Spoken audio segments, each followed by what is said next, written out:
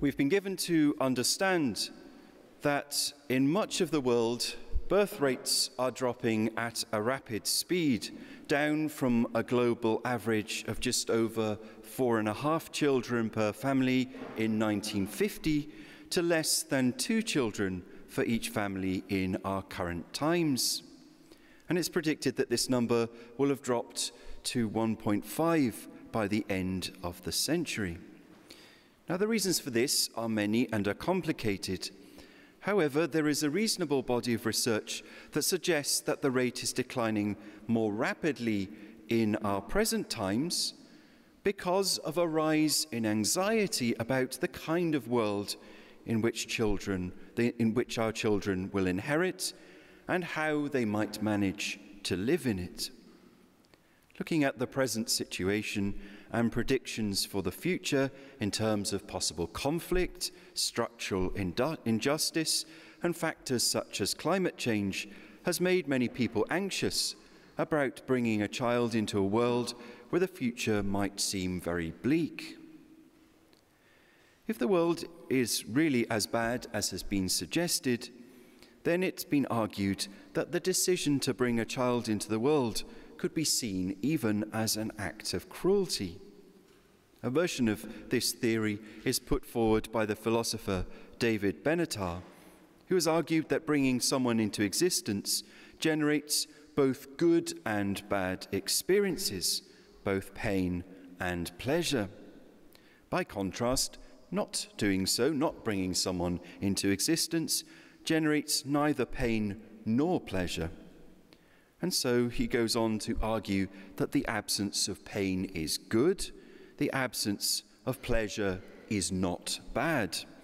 Therefore, the right thing to do is, when it's weighed up, is not to procreate. Now, we might not share that view of the world that I've just outlined, at least not in its most catastrophic form. But we, I think, can be realistic about the challenges and struggles without needing to go as far as Benatar.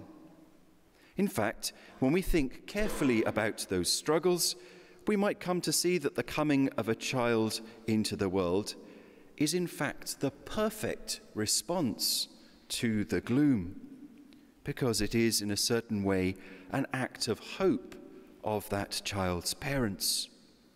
And that hope is very often based on a strong belief in human ingenuity and adaptability, the ability of human beings to solve both present and future problems. A belief that things could indeed be different in our world compared to the worst of predictions. But I use the word hope there only in a very limited sense. There is something altogether more powerful in the form of hope that marks us as Christians. It's the hope that comes to us from God, which helps us to live the unfolding of time and history as something happening under the guidance of a wise and loving God, who is shaping the return of us, his beloved creation, back to himself. This kind of hope shows us a way through times of particular difficulty, because we find a way through those times by grace, by God's gift. From the very beginning of tonight's Gospel, we are given an account of a child born into a troubled world, an event taking place in an occupied territory rife with injustice and brutality. A woman towards the end of her pregnancy, forced to travel at the worst possible moment for her, and a child born in the humblest, poorest conditions. Although it's an event which happened a long time ago, our nativity story takes place against a background of considerable trouble and uncertainty, no less difficult to navigate than the difficulties of our own time. And into that troubled world comes a child, a sign of hope, or perhaps more accurately, the sign and fulfillment of our hope. We know that when a child comes into the world, there is a change in that world. For those new parents, that change is experienced as something of a seismic event, a dependent baby that will rely totally on them for everything, a baby that will take all their time, all their attention, and all their resources. And for those gathered around, family and friends, their lives too will change as they share in different ways in the joys and struggles that come with this new person. Given that this is the case, we can see that it's not an accident, but rather by beautiful design, that the event of God coming into the world happens with the birth of a child proclaimed by the song of the heavenly host. That God comes to us as a baby makes it clear that lives will be changed and disrupted. Indeed, the whole course of history is being changed. Because this is the Son of God, we know that his coming as a child has the greatest of significance. It is the child Jesus who will manifest God and God's ways from his birth. And this time, before the beginning of his public ministry, is part of that revelation.